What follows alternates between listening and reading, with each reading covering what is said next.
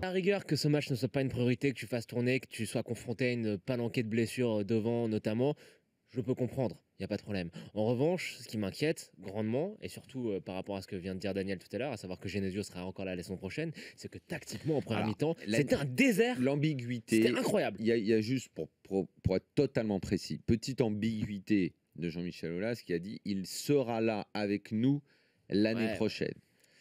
C'est juste pour élément de langage. Est-ce que ça veut dire au poste d'entraîneur ou ailleurs Voilà, c'est juste pour être précis et dire que les propos exacts laissent un léger doute. Voilà, maintenant je te laisse terminer. Mais en première mi-temps, donc rien, enfin c'était tactiquement, c'était vraiment du grand n'importe quoi. Ils étaient quasiment à 6-7 derrière, enfin quasiment les 4 défenseurs et les 3 milieux sur la même ligne à des moments. Le bloc ultra bas.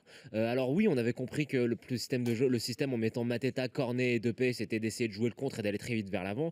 Mais on aurait dit une organisation tactique d'une équipe de PH quoi. Bah, tiens, je veux pas être dur parce que j'ai déjà été, je pense être relativement objectif sur Genesio. Il y a des fois où j'ai vu des choses qui me semblaient intéressantes, ça m'est retombé sur les gens ont sorti du condamné, ils disaient oui, mais notamment quand il avait sorti sa défense à 3. Mais c'est pas pour lui taper dessus. Mais là, ce soir, c'était incroyable. Le nombre de points. Le problème, c'est que l'année dernière, ils nous ont vendu, on a fait deuxième. Vu le niveau du championnat, le nombre de points qui a été distribué, c'était terrible. Cette année, en nombre de points, ça va être également loin de ce à quoi normalement doit prétendre une équipe comme Lyon avec les moyens qu'il y a dans ce club-là. Le parc OL n'est pas plein. Non, et s'il n'est pas plein... Il est trop gros, surdimensionné. Non, mais s'il n'est pas plein, c'est aussi parce que le spectacle qui est proposé, le nombre de défaites à domicile, le nombre de défaites au total... 13, c'est que ça fait beaucoup pour une équipe pareille qui au final peut-être terminer derrière Bordeaux qui est quand même dans une très bonne dynamique.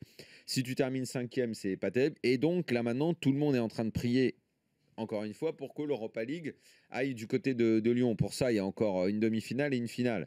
C'est pas non plus... Moi, je comprends pas le calcul, je comprends pas la politique qui est menée pour l'instant. La folie pour garder la Casette, ok, très bien. Bah, si tu as réellement une offre comme celle que vous attendez depuis toujours à 50 millions, pas une seconde t'hésites, tu le vends. Puisque tu l'as formé. Et là, on est en train de nous dire, non, mais on va peut-être faire une folie qu'on n'a jamais faite pour le garder. Mais qu'est-ce que ça veut dire, ça ? Mais qu'est-ce que ça veut dire, ça ?